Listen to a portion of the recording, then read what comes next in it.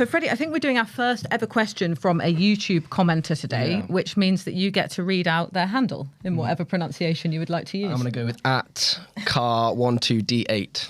Hello, @car12d8. So what do they ask? So not the main point of the conversation, car12d8 says, but I don't think Khan is as safe in London as some think. Sean Bailey, not a great candidate, did surprisingly well against Khan. Khan is nowhere near as secure in London as, say, Burnham in Greater Manchester. Plus, ULEZ is very disruptive, and I have a feeling car drivers are more likely to vote than non-car drivers, etc. Be interesting to see how he does in the suburbs.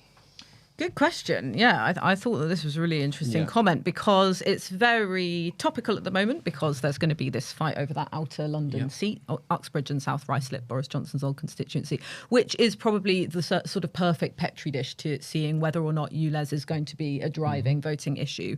You know, people in these outer London boroughs are probably more likely to drive because they live more suburban commuter-ish lives. It's something that is going to be rolled out in Greater London in summer, so it's really going to affect these people on the edges of the city. It's really unpopular, it's very controversial, and it's something that Sadiq Khan gets a lot of criticism for. Rachel, what do you think? Do you think this could be the sort of top voting issue for those kind of seats and perhaps even feed into the next mayoral election? I think Sadiq Khan's still likely to win. I don't think there's a risk to his campaign generally, but loss of support. I think it'd be a bigger struggle for him than people think. I think you're right to say we'll have a better idea after the Uxbridge by-election, because I think the Conservatives very much like to turn this into like a referendum on ULEZ, you know, and kind of judge just how much mileage they can not to sort of coin a phrase, I did not mean to use the word mileage, they can make out of like that campaign, see how far they can get with it. I think in some of the outer London boroughs, he's going to struggle a little bit, but I don't think there's any mood within the Sadiq campaign at the moment that they really think losing could be a realistic prospect just yet. I mean, Freddie interviewed him quite recently, Yeah, I did, and I put to him, what if you lose? And there was no whats or ifs in his reply. He was adamant that they were going to win. I think what's interesting is if you look at his 2016 vote compared to his more recent vote, which was in 21, which was delayed a year because of COVID, it went down in the first round from around, I think it was 44 to 40. So there was that decrease there. And then, as you said, we have the controversial expansion of ULEZ. We've had a string of failures at the Met and scandals, which he oversees. Whether he's been able to dissociate himself from those is an interesting question. And then the other thing to consider is that we've got first past the post coming as the electoral system for the next election. So traditionally that favours the third parties, but that's only if it gets communicated to people. If people now understand that rather than having a first preference and a second preference, they just have a single vote like you would in a general election. If that's the case, then maybe he's going to be able to get a few tactical votes from the Lib Dems and the Greens, but we don't know. We'll see. It depends if it's communicated. This is the kind of curious thing about ULEZ. It's actually quite popular with Lib Dems and Greens, which, you know, so it's kind of viewed as a negative thing for him amongst Conservative voters in some of those outer London boroughs, but there's a lot of kind of eco-conscious Green voters, Lib Dem voters who might be willing to throw Sadiq their vote this time precisely because of ULEZ. So it might not be the huge negative thing for him that everyone currently assumes it is. But I think Freddie's right to point out the dip in his vote last time against Sean Bailey, who is a very unpopular, numerous scandal hit kind of mayoral candidate, and he actually did quite well. But I think surprising even Tories, you know, they were quite down on him. They were, quite. I think at the time Boris Johnson kind of cut his campaign loose to some extent, hadn't it? There was no support. There was not much support from CCHQ. And but I think it's interesting to note just how early Sadiq's campaign is out of the blocks this time. And how much effort they're putting into like raising his profile, trying to like, you know, diffuse problems before they come up. So I think they're on their guard for a loss of support this time, perhaps. Yeah, I think the key thing is that he has to retain that Labour vote. Because he's already in, he's an incumbent. London is traditionally a Labour city. Having said that, you know, Boris Johnson was there for 8 years, but more broadly.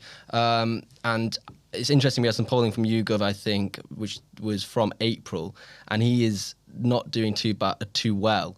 38% of people think he's doing well compared to 48% think he's doing badly. Even 44% of Labour voters think he's doing badly on transport. More Labour voters think he's doing badly on crime and housing than they think he's doing well. So they're on policy as well, he is struggling. It's interesting, when I interviewed him, I think it was about 2 weeks ago now, and one of the interesting things he said that was that he's concerned the National Party are treating London and urban areas as they did treat the Red Wall. He's concerned there's a complacency about urban areas, and he's concerned that not in the foreseeable future but in the long term perhaps this pivot to the Red Wall might see them lose votes in urban areas. Yeah, I've heard other Labour London politicians make the same argument. And they would say that. Yeah, they would say that, but also just judging by history, that is what will happen unless something changes. Because when I was talking to Anna Sawar in Scotland, he was talking about the years of Labour in the doldrums because they took those Scottish seats for granted. Same sort of pattern of complacency in the Red Wall and the sort of similar seats in Wales as well. I mean, that is what happens when you take voters for granted. They eventually find somewhere else to go. No one would have thought that, all of those seats in the North and the Midlands would have gone Tory at one time.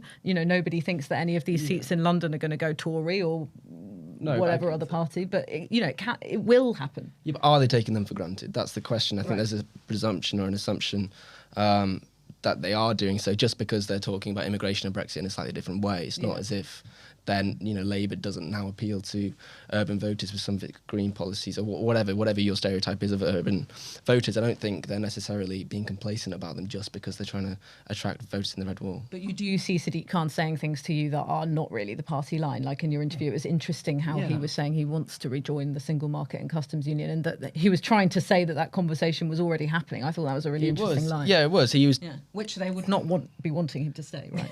Well, I don't know. This is the question, isn't it? He was also quite critical of their hardening line on immigration. Yeah. He made this very revealing and I think reasonably damning comparison between the EU and a tennis club. And he basically says we want to be inside of the tennis club because it's so bad being outside. And I basically put it to him, do you not think this is one of the reasons that people voted for Brexit in the first place?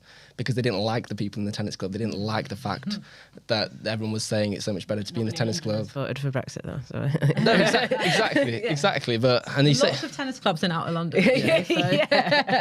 He knows what he's doing. He played me in the interview, I think. But I think it's your broader point though. It is interesting. He's prepared to define himself against some of the current Labour leadership, and he obviously knows that will benefit him. But whether voters will actually credit him for doing that and think that therefore he will still be influential on their behalf when it comes to, say, a Labour government, which is kind of might be the test by the time we get to both of those elections. It's going to be an interesting question to watch. Yeah, and one thing that I would think on this question in particular about ULEZ, and also what you mentioned about the failings of the Met, is these things have been priced in about Khan's mayoralty for quite a long time among his detractors in London. People have always said, people have always tried to link him with violence and knife crime, as well as linking him with sort of low traffic neighbourhoods, for example, which have been very unpopular in some London boroughs and have been rolled back, but were actually a central government policy. They were Grant Shapps, they weren't Sadiq Khan. So I think those people who dislike his mayoralty for those reasons, that all happened, a few years ago, and yet he still got in 2021, albeit with, an unexpectedly tight result. The Scottish voters are quite sophisticated in this respect, in that they kind of know exactly what the Scottish Parliament is responsible for and exactly what Westminster's often because SNP politicians will talk about that an awful lot, especially when it comes to things that Westminster's responsible for and what have you. But it'll be interesting to see just how sophisticated the next kind of big mayoral votes will be, and what issues the public starts to recognise that the mayor or a combined authority or their local authority or Westminster seat, which bits they recognise as who's responsible for what, and just how long those arguments of it's the local council's fault or whatever, how long they continue to endure. Tricky for a mayor because you want to take credit for everything that goes right, but that means you risk being blamed for the things that go wrong, which are out of your hands. Anyway, thank you very much, and thanks so much to everyone who's submitted questions. We do read them all, so please keep them coming. If you'd like to send us a question, you can go to newstatesman.com/youaskus, or if you're watching on YouTube, you can leave a comment under the video. Thanks so much for watching. We'd love to know what you think. Please make sure you leave your comments below. And if you enjoyed watching this podcast, you can watch more of our videos on our YouTube channel. And don't forget to like and subscribe.